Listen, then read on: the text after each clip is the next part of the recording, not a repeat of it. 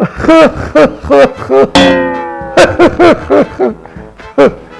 बात है, क्या बात है। क्या हो गया मौलाना साहब, आज बड़े खुश लग रहे हैं। अरे बेटा खबर ही कुछ ऐसी है, वो जो तुम्हारे यूट्रन है ना, वो कौन है, वो इमरान खान, उन्होंने पेट्रोल पे 6 रुपए बढ़ा दिए। तो बेटा ये है तुम्हारी तब्दीली।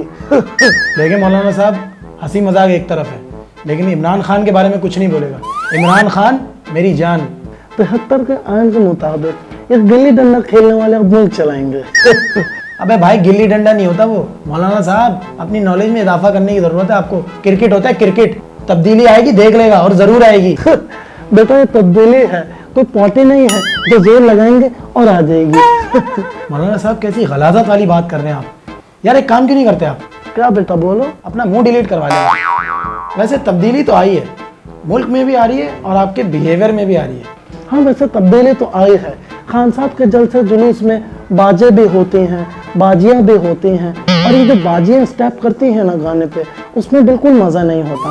अब नागिन डांस पे ऐसे कौन स्टेप करता है? नागिन डांस पे तो ये वाला स्टेप होता है, और बेबी डॉल पे ये वाला, ये पेट से हाथ चलाया और ये वाला स्टेप होता है। बेटा देखो, इस्लामी, कानूनी, आईनी और शरई एतबार से तब्दीली तो नहीं आने वाली। ओ भाई, मैं क्यों करूं आपका यकीन? किस मुंह से करूं? आप तो हैं ही दोगले, जहां फायदा दिखता है वहीं चले जाते हैं। अभी पीटीआई कोई फायदा दे रही होगी, अभी आप मुंह उठा के निकल लेंगे, अपनी तोन उठा के आएंगे, बोले 73 के आयन के मुताबिक मुझे भी अपनी पार्टी में शामिल कर लें।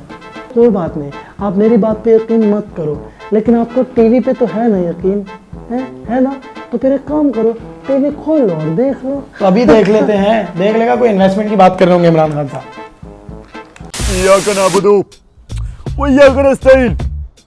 और जैसा कि मुझे पता चला है कि आप लोगों की फट चुकी है और सिल भी नहीं पा रही, लेकिन आप लोगों को घबराना नहीं है, बिल्कुल नहीं घबराना है आप लोगों को। और सारे मुझसे पूछ रहे हैं कि पेट्रोल की कीमत क्यों बढ़ाई है। और उसके पीछे एक रीजन है, रीजन।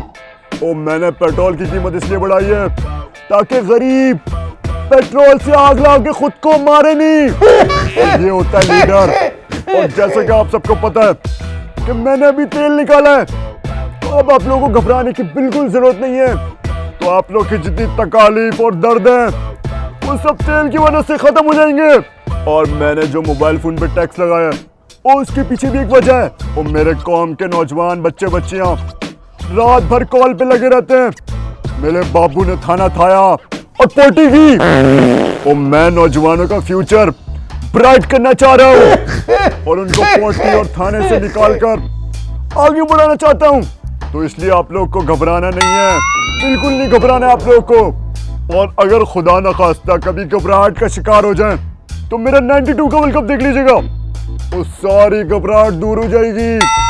और आखिर में मैं अपनी कौम के नौजवानों से एक चीज पूछना चाहता हूँ कि कैसा दिया है? नहीं दिया, अच्छा। और तब्दीली बिल्कुल नहीं आ रही, बिल्कुल भी नहीं आ रही तब्दीली, बल्कि महंगाई आ रही है और टैक्स आ रहा है। और साथ ओ इबाद, परेशान क्यों रही हो तुम?